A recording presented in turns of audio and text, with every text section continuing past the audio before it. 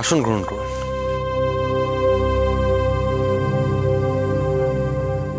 দেখুন, আপনারা প্রত্যেকেই বাংলাদেশের নামী নির্মাণ শিল্পী। মা তারার আদেশে আমি মা তারার মন্দির নির্মাণ করতে চাই, আর সেই কারণেই আপনাদেরকে ডেকে পাঠিয়েছি। এই কথা নায়েব মশাই আমাদের আগেই বলেছেন। আমরাও তৈরি হয়ে এসেছি, প্রত্যেকেই মন্দিরের প্রতিকৃতি গড়ে এনেছি। বাহ, এ তো খুব ভালো কথা। দেখি কেমন করেছেন মায়ের মন্দিরের প্রতিকৃতি।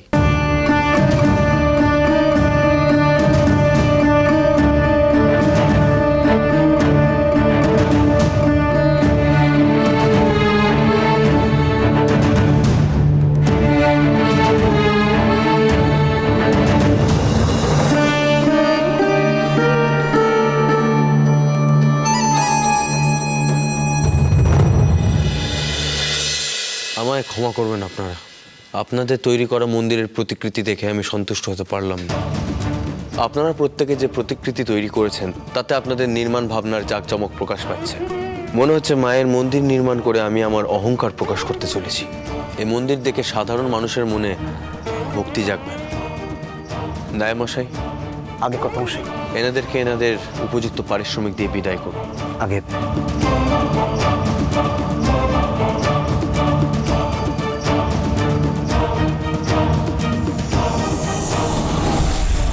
কে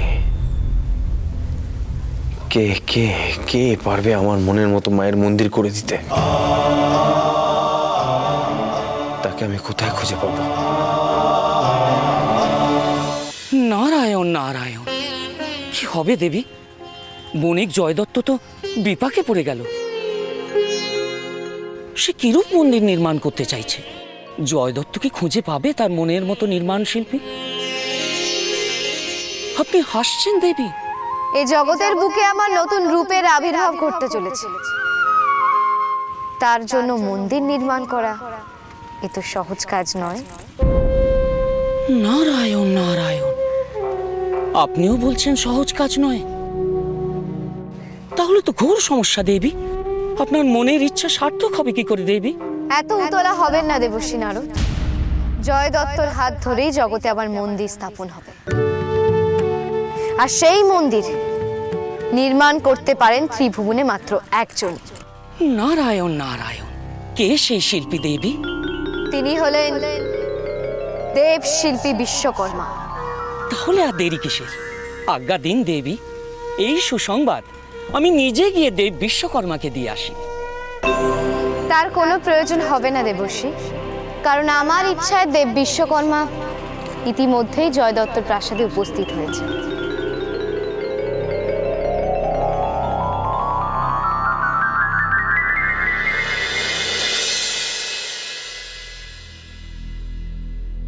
নায়েব মশাই, আগে কত মশাই, আজকের মধ্যে আমাদেরকে খুঁজে বার করতে হবে এমন এক নির্মাণ শিল্পীকে যে আমার মনের মতো মায়ের মন্দির করে দেবে। আগে তেমন কোনো নামী শিল্পী কি আছেন কত মশাই? না আসলে আমি সব নামী শিল্পীদেরই তো এনে আপনার সামনে হাজির করেছিলাম কত মশাই। তেমন কোনো নাম তো আমার এই মুহূর্তে মনে পড়ছে না। এই বাংলাদেশের বাইরে খোঁজ করলে হয়তো। না না না, বাংলাদেশের বাইরে খোঁজ করলে চলবে না খাজাঞ্চি মশাই। যা করার আমাদেরকে শীঘ্রই করতে হবে। আচ্ছা, আমার ঘোড়া তৈরি আছে? আগে আপনার ঘোড়া প্রস্তুত কত মশাই, আসুন আসুন। বলছি, আপনি এই অবেলা না খেয়ে কোথায় যাচ্ছেন? হ্যাঁ বাবা, দুটো মুখে দিয়ে যেখানে যাওয়ার যা। না মা, আমার হাতে বেশি সময় নেই। কিন্তু আপনি যাচ্ছেনটা কোথায়? শিল্পী খুঁজতে। এমন এক শিল্পীকে খুঁজে বের করতে হবে যে মায়ের মন্দির ভক্তি দিয়ে করতে পারবে। মায়ের আদেশ পালন করতে আমি আর দেরি করতে পারবো না। আমি আসি মা।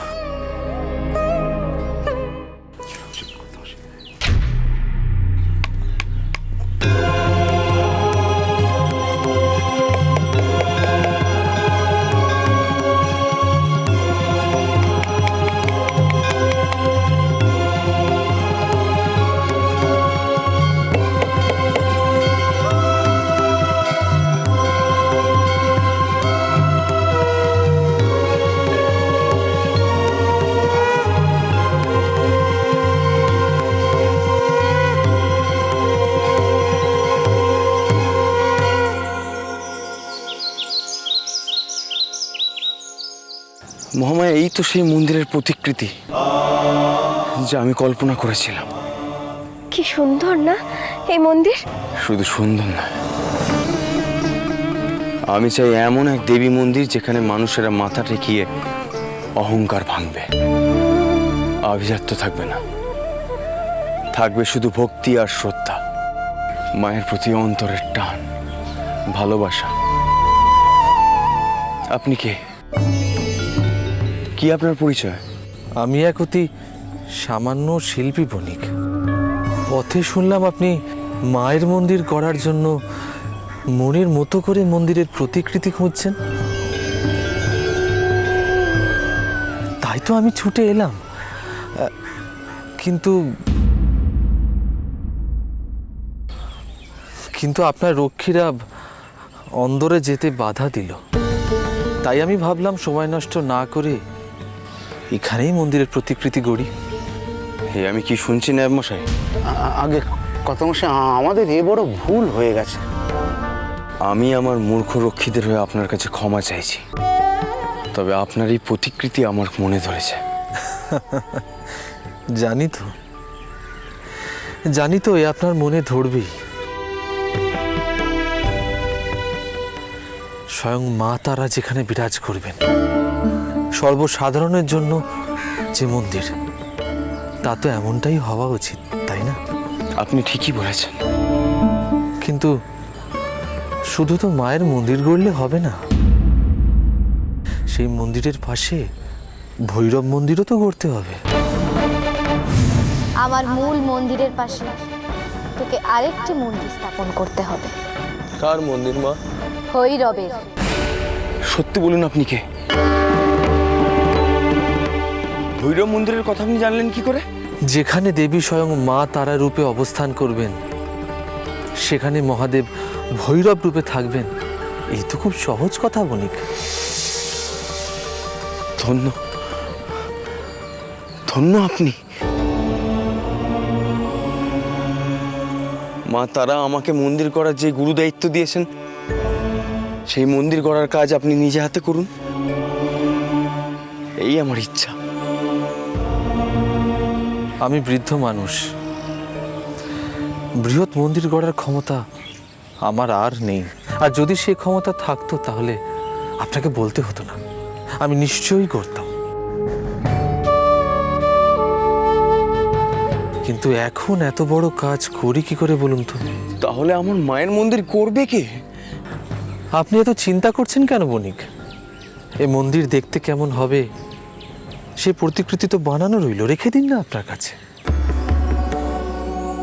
এই প্রতিকৃতি দেখে যে কোনো ভালো শিল্পী মন্দির গড়ে দিতে পারবে। হ্যাঁ, তাও ঠিকই যুক্তি দিলেন আপনি। কি বলো মহামায়া?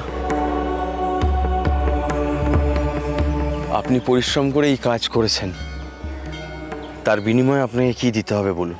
আমার সব চাওয়া পাওয়ার বয়স পেরিয়েছে বণিক শ্রেষ্ঠ।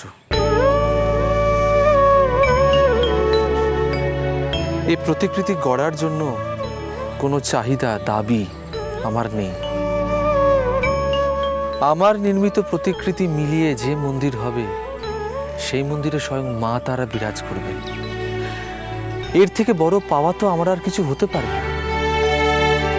রইল মন্দিরের প্রতিকৃতি। এবার আমায় বিদায় দিন বণিক।